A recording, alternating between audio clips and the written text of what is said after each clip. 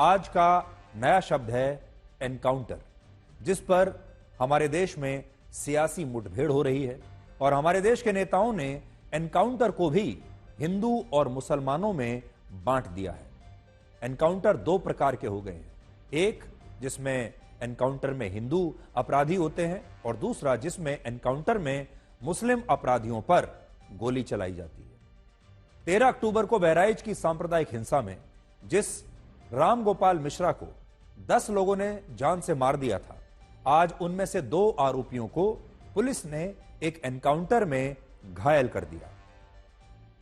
यह एनकाउंटर दोपहर 2:15 बजे बहराइच के नानपारा क्षेत्र में हुआ, जहां से नेपाल की सीमा सिर्फ 20 किलोमीटर दूर है और पुलिस का ऐसा दावा है कि उसने रामगोपाल मिश्रा की हत्या के आरोप में मुख्य आरोपी अब्दुल हमीद, उसके बेटे मोहम्मद सरफराज, मोहम्मद फहीम, मोहम्मद तालीम और मोहम्मद अफजल को गिरफ्तार किया था और पूछताछ में इन आरोपियों ने पुलिस को यह बताया कि उन्होंने जिस बंदूक से रामगोपाल मिश्रा की हत्या की, उस बंदूक को उन्होंने नेपाल की सीमा के पास एक नहर के किनारे जमीन में गाड़ कर रख दिया है और पुलिस का कहना है कि वो आज इसी बंदूक को बरामद करने के लिए इन आरोपियों को अपने साथ लेकर इस इलाके में गई थी। लेकिन पुलिस के दावे के मुताबिक यह बंदूक पहले से ही लोडेड थी, जिसके बाद मोहम्मद सरफराज और मोहम्मद तालीम ने नेपाल भागने की फिराक में पुलिस पर गोलियां चलाना शुरू कर दिया। यानी उन्होंने पुलिस पर हमला किया और ये दोनों आरोपी नेपाल भाग जाना चाहते थे और इस मुठभेड़ में पुलिस की तरफ से हुई कार्रवाई में मोहम्मद सरफराज और मोहम्मद तालीम दोनों घायल हो गए, जिनमें मोहम्मद तालीम के दाहिने पैर में गोली लगी और मोहम्मद सरफराज के बाएं पैर में गोली लगी।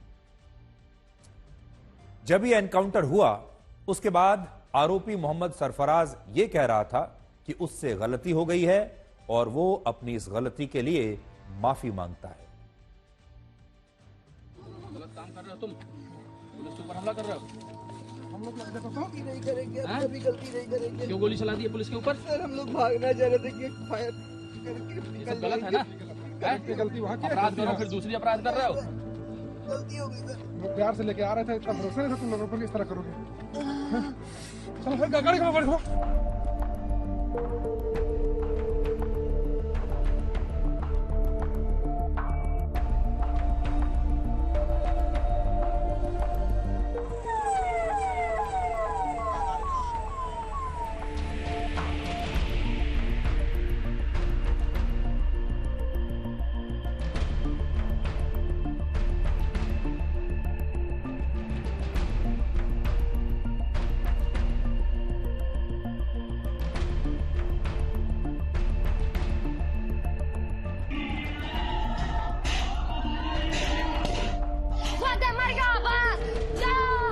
हम उस जगह पर मौजूद हैं।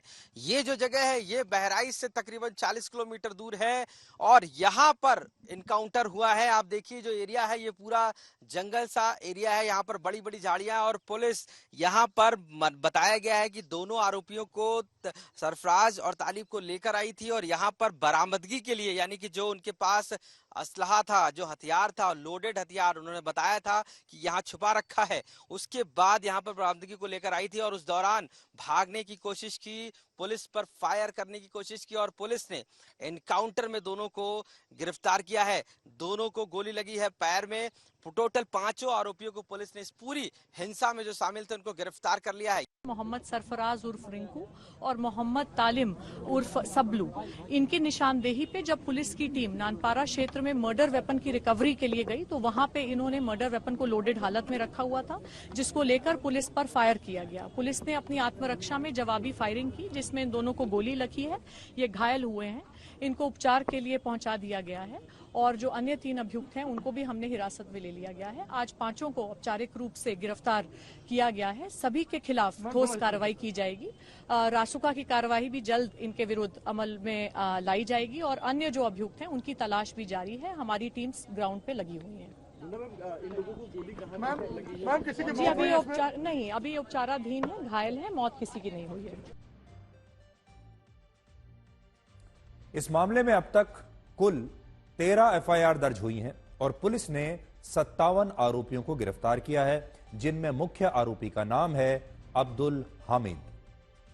पुलिस का कहना है कि रामगोपाल मिश्रा ने जिस मकान की छत से एक हरे रंग के झंडे को हटाकर वहां भगवा झंडा फहराया था, वो मकान अब्दुल हमीद का ही था और आरोप है कि अब्दुल हमीद और उसके दोनों बेटे रामगोपाल मिश्रा के हत्याकांड में यानी उसकी हत्या में शामिल थे। हालांकि अब अब्दुल हामिद की बेटी रुखसार ने यह आरोप लगाया है कि स्पेशल टास्क फोर्स की टीम ने उनके पति उसामा और उसके भाई मोहम्मद शाहिद को भी हिरासत में ले लिया है और अब एसटीएफ उनके परिवार को एक फर्जी एनकाउंटर में जान से मारने की साजिश कर सकती है। जिसका मर्डर हुआ है, किसने मारा, कैसे मारा, ये तो हमको नहीं पता है, लेकिन हम चाहते हैं इसकी जांच हो। जरूरी नहीं है कि वो गोली मेरे भाई नहीं मारी, क्योंकि वहाँ और भी लोग मौजूद थे।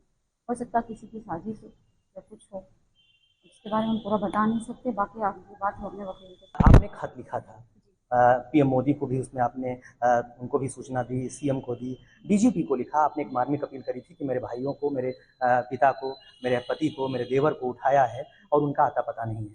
आपको क्या लग रहा था कि ये जो घटना आज होने वाली है, ये कैसे आपको लगा कि एनकाउंटर किया जा सकता है? गाँव से एक कॉल आया था, उसमें हमको पता चला कि मेरे भाइयों को और मेरे पिता को उठा लिया गया है, उठा ले गया। तो इसी के विरुद्ध हमने जब ये पत्र लिखा, वहाँ तक हम पहुँचा दें कि उनकी कुछ खबर नहीं है, कुछ पता नहीं चल रहा है। आज फिर हमको अचानक से पता चला कि वो पकड़े जा चुके हैं और उनका इनकाउंटर कर दिया गया है, जबकि ये खबर कल ही हो चुकी थी कि कल उनको इंसान गाड़ा से पकड़ा गया है। अब देखिए, बड़ी दिलचस्प बात यह है कि हमारे देश के जो विपक्षी नेता और भी बहुत सारे लोग रामगोपाल मिश्रा की हत्या पर बिल्कुल खामोश थे, उन तमाम नेताओं ने और लोगों ने आज आरोपी मोहम्मद सरफराज और मोहम्मद तालीम के एनकाउंटर की कड़े शब्दों में आलोचना करना शुरू कर दिया है और इसे भारत के लोकतंत्र और संविधान के लिए एक बहुत ही खतरनाक बात बताया है। अब आप सोचिए कि रामगोपाल,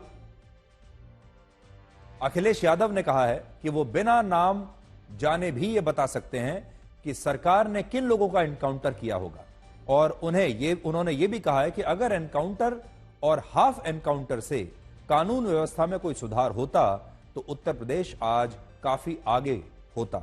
लेकिन मुख्यमंत्री योगी आदित्यनाथ अपनी नाकामी छिपाने के लिए एनकाउंटर्स का सहारा ले रहे हैं, ऐसा अखिलेश यादव ने कहा है। इसके अलावा असदुद्दीन ओवैसी ने भी कहा है कि इस एनकाउंटर का सच जानना मुश्किल नहीं है, क्योंकि मुख्यमंत्री योगी की ठोक देंगे वाली नीति के बारे में सब जानते हैं और बाकी विपक्षी दलों के नेता भी इस एनकाउंटर की लगातार आलोचना कर रहे हैं। एनकाउंटर की आलोचना होनी भी चाहिए, इसमें कुछ गलत नहीं है, हम भी नहीं कह रहे। एनकाउंटर की जांच जरूर होनी चाहिए कि एनकाउंटर सही है या गलत है, कहीं नकली है या असली है। एनकाउंटर को कभी सही नहीं ठहराया जा सकता, ना ही इसका महिमा मंडन होना चाहिए, हम भी कहते हैं। लेकिन यहां आपको यह भी पता होना चाहिए कि यही सारे विपक्षी नेता उस वक्त बिल्कुल खामोश थे जब रामगोपाल मिश्रा की हत्या हुई और इन नेताओं ने रामगोपाल मिश्रा की हत्या पर इस तरह से अपना दुख नहीं जताया था जिस तरह से अब ये इस एनकाउंटर के खिलाफ अपनी प्रतिक्रियाएं दे रहे हैं।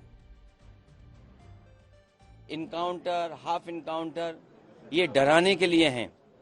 आप मुझसे ना नाम बताते ना कुछ बताते, तब भी मैं कह सकता था कि इनकाउंटर किसका किया इन्होंने। इनकाउंटर करना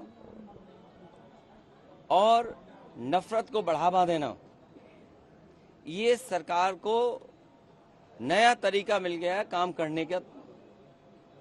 ये अपनी सब नाकामी छिपा रहे हैं कि ये जितने भी इनकाउंटर हो रहे हैं, इनकाउंटर नहीं है, ये हत्या हो रही है। इसीलिए उन्होंने कहा कि जो लोग ये हत्याएं कर रहे हैं, एक दिन ऐसा आएगा जब इनके साथ कोई खड़ा नहीं होगा।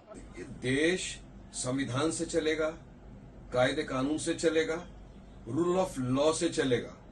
योगी की ठोक डालूंगा वाली पॉलिसी से नहीं चलेगा। ये प्योर असंवैधानिक है, जिसका नतीजा देखिए क्या हुआ। उत्तर प्रदेश के अंदर फिर 2 जन का एनकाउंटर, 2 जन के पैर में गोली मार दी।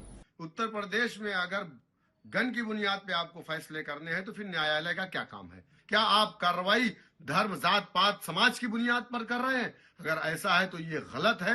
धर्म की बुनियाद पर इंसाफ नहीं होना चाहिए, इंसानियत की बुनियाद पर इंसाफ होना चाहिए। उनका भी तो होना चाहिए जिन्होंने दंगाइयों ने भीड़ ने सारी दुकानें जला करके खाक कर दी। जी दंगाई तो दंगाई है। दंगाई को आप किसी धर्म के साथ क्यों जोड़ते हो? ये पहले से फर्जी इनकाउंटर करा रही है, चाहे वो मंगेश यादव का हो, अजीत प्रताप सिंह का हो, चाहे ये बहराइच, ये केवल और केवल अपने फेलिवर को, अपनी कमियों को छिपाने के लिए की। भारतीय जनता पार्टी या योगी सरकार इस तरह का कोई कार्य नहीं करती है कि हम आपदा में अवसर तलाशें। उन्होंने जीरो टॉलरेंस की नीति है योगी जी की। तो आप देखिए, जब राम गोपाल मिश्रा की खुलेआम हत्या हो जाती है तब ये सारे नेता बिल्कुल खामोश रहते हैं, कोई प्रतिक्रिया नहीं देते। और कुछ लोग सोशल मीडिया पर यह कहने की कोशिश करते हैं कि ये राम गोपाल मिश्रा तो छत पर चढ़कर हरे रंग के झंडे को हटाकर भगवा झंडा लहरा रहा था, जो कुछ हुआ इसके साथ ठीक हुआ। तब संविधान खतरे में नहीं आया, तब लोकतंत्र खतरे में नहीं आया, तब तक सब कुछ ठीक ठाक था। जैसे ही राम गोपाल मिश्रा के हत्यारों पर पुलिस ने गोली चला दी, उनका एनकाउंटर हुआ जिसमें वो मारे नहीं गए हैं, पैर में गोली लगी है, बस घायल हुए हैं। लेकिन घायल होते ही सारे विपक्षी नेता ये सवाल उठाने लगे कि ये लोकतंत्र संविधान से चलेगा या पुलिस तंत्र से चलेगा। और आपने देख ही लिया होगा कि कैसे हमारे देश का एक तबका ऐसा है जो इस एनकाउंटर से परेशान हो चुका। लेकिन राम गोपाल मिश्रा की हत्या हो गई, उससे किसी को कोई फर्क नहीं पड़ा। आज जब हमारे देश के नेताओं ने पुलिस एनकाउंटर को भी धर्म और जातियों में बांट दिया है, तब आपको ये आंकड़े जरूर याद रखने चाहिए। कुछ आंकड़े निकाल कर लाया हूं। वर्ष 2017 से अप्रैल 2023 के बीच मुख्यमंत्री योगी आदित्यनाथ की सरकार में उत्तर प्रदेश में छोटे बड़े कुल मिलाकर 10,900 एनकाउंटर्स हुए, जिनमें 23,300 अपराधियों की गिरफ्तारी हुई और कुल 183 अपराधी इन एनकाउंटर्स में मारे गए। तो ये आंकड़े पहले आप देख लीजिए। इनमें भी 120 अपराधी यानी 66% अपराधी हिंदू थे और 61 अपराधी यानी 33% अपराधी मुसलमान थे। मारे गए अपराधियों का मैं ब्रेकअप आपको दे रहा हूं धर्म के हिसाब से। हालांकि ऐसा होना नहीं चाहिए, अपराधी तो अपराधी ही होता है, उसका क्या धर्म देखना और उसकी क्या जाति देखनी। लेकिन हमारे देश के नेता सबसे पहले धर्म देखते हैं, सबसे पहले जाति देखते हैं, इसलिए उनके लिए यह ब्रेकअप दिया जा रहा है कि जो कुल मिलाकर एनकाउंटर हुए हैं 2017 से 2023 तक, उसमें एनकाउंटर्स में मारे गए 33% अपराधी मुस्लिम थे और 66% अपराधी हिंदू थे।